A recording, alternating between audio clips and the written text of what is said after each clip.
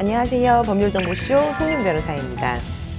앞선 시간에는 보험 사기의 정의와 보험 사기 방지 특별법에 대해 알려드렸습니다.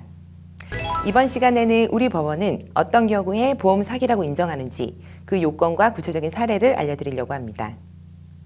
법원에서 인정하고 있는 사기죄 일반의 법리는 기망행위, 그리고 피기망자의 착오, 착오에 의한 처분행위, 재물 또는 재산상의 이익, 4가지 요소를 요구하고요. 이것이 충족되면 사기죄 성립을 인정하고 있습니다. 보험 사기 또한 다르지 않는데요. 해당 요소 외 보험회사가 향후 보험금을 되돌려받아 현실상 재산상 손해가 발생되지 않았다 하더라도 범죄 성립에는 영향이 없습니다. 다만 양형의 요소로 유리한 판단을 받을 수 있을 뿐이죠. 그럼 이 4가지 요건에 대해서 구체적으로 살펴볼까요? 첫 번째 요건이 바로 기망행위입니다. 고의 혹은 허위 사고에 의한 보험금 청구 행위가 기망행위 자체가 될 수가 있는데요. 판례는 기망은 널리 재산상의 거래관계에 있어서 서로 지켜야 할 신의 성실의 의무를 저버리는 모든 적극적 또한 소극적 행위로서 사람으로 하여금 착오를 일으킬 수 있게 하는 것을 말한다라고 규정하고 있습니다. 과장 또는 허위가 있더라도 거래의 관행 또는 신의 측에 비춰 시인될 수 있는 한 기망성이 결여된다라는 기준을 제시하고 있는데요. 기망행위의 대항에 특별한 제한이 없습니다. 기망이 반드시 법률행위의 중요 부분에 관한 것임 또한 요하지 않습니다.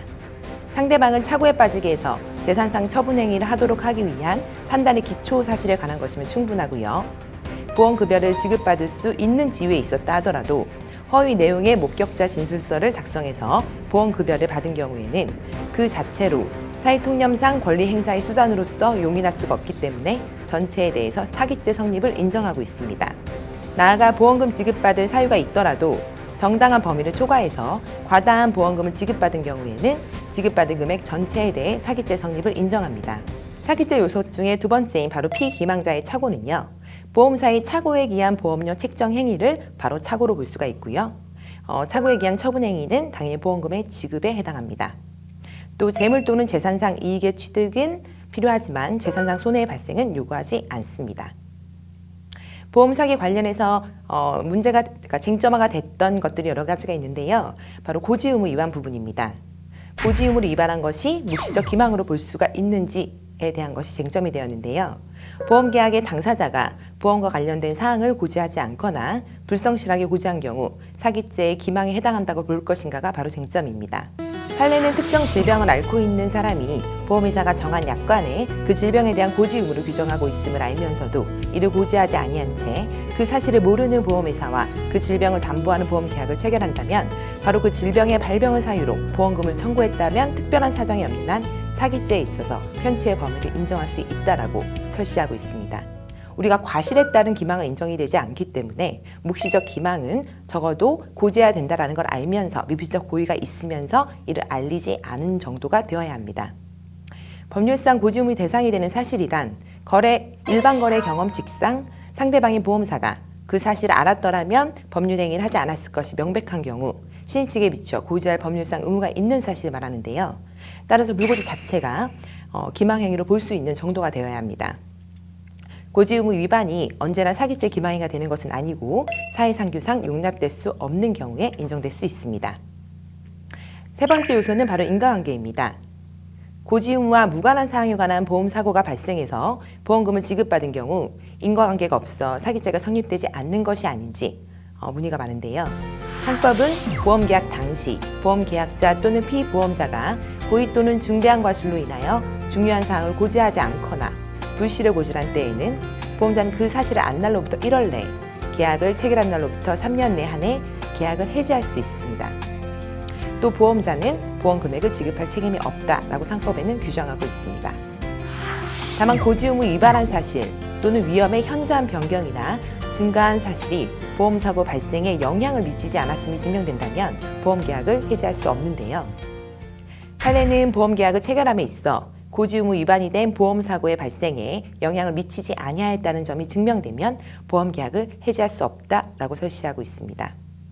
하지만 구체적으로 보면 주 운전자가 A임에도 B라고 허위 고지했는데 실제 B가 운전을 하다가 사고를 낸 경우 설사 B가 보조 운전자로서 보험의 대상이 된다 하더라도 사고 자체가 운전과 무관하게 생긴 것이 아닌 한 해지 사유가 된다라고 판시했고요. 유흥업소 접대부임에도 직업을 주부로 허위로 고지한 사안에서는 유흥업소가 밀집한 지역인 심야 차도를 보행하다가 교통사고로 사망한 사건이기 때문에 인과관계가 존재하지 않는다고 단정할 수 없다라면서 보험금 지급을 거절하는 것을 인정했습니다. 이는 미고지 대상이 보험사고 발생 확률의 차이를 가져오는 것으로 보고 보험사고와 무관하다고 할 수가 없기 때문에 인과관계를 인정한 것으로 보입니다. 나아가 암 진단이 확정된 상태에서 일반 재해 및 교통재해로 인한 사망, 장애와 암 진단 확정, 이로 인한 사망 등을 모두 보장 대상으로 하는 보험계약을 체결한 후 피보험자가 일반 재해로 사망했던 사안에서는요. 보험계약 체결 이전 암 진단의 확정이 있는 경우 보험계약을 무효로 한다는 약관 조항은 보험계약 당시 보험사고가 이미 발생한 때에 보험계약을 무효로 한다는 상법에 따른 것이기 때문에 해당 약관은 유효하다고 봤고요. 그런 사유가 있을 경우에는 보험계약 전체를 무효로 봐 보험금을 지급할 의무가 없다라고 판시했습니다. 보험 사기죄 관련해서는 다른 구속요건과의 관계가 쟁점이 될 수 있는데요. 바로 업무상 배임입니다. 보험회사 담당 직원이 보험계약자와 공모해서 보험회사를 기망하고 보험금을 편취한 경우에 해당 직원은 사기죄뿐만이 아니라 업무상 배임 그리고 보험업법 위반죄의 상상적 경합으로 처벌됩니다. 마지막으로 민사상의 또 쟁점이 있는데요. 대법원 판례도 부정한 목적으로 체결된 보험계약은 민법 103조에 따라 사회상규에 반하는 것으로서 계약을 무효로 보고 있습니다.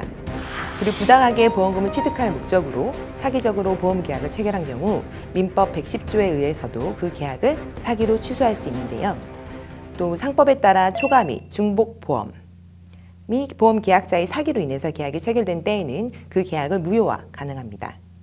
또한 보험 사기 전력에 해당하는 사유로 보험계약이 해지된 경우에는 상법 제650조의 2와 관련해서 해약 환급금 반환 채권과 보험 사기자에 대한 채권, 즉 손해배상 채권 또는 대출금 채권을 상계할 수 있습니다. 또 보험 사기죄로 유죄가 선고된 경우에는 보험회사는 기지급했던 보험금을 반환 청구할 수 있습니다.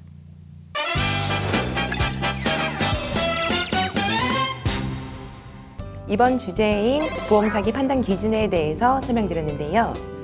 보험사기가 성립하기 위해서는 첫 번째로는 기망행위, 두 번째는 피기망자의 착오, 세 번째는 착오에 의한 처분행위, 네 번째는 재분 또는 재산상의 이익, 이 네 가지 요소가 요구될 뿐 실제 재산상의 손해는 범죄의 성립과 영향이 없다는 점, 고지 의무의 위반도 묵시적 기망행위가 될 수 있다는 점, 기망과 보험금 수령 사이 인과관계가 부정될 경우에는 범죄가 성립되지 않을 수 있다는 점, 보험 사기가 유죄가 될 경우에 보험계약 해지는 물론 이미 지급받으신 보험금에 대해서도 반환하셔야 된다는 점을 기억하시면 좋을 것 같습니다. 지금까지 법률정보쇼 송윤 변호사였습니다. 감사합니다.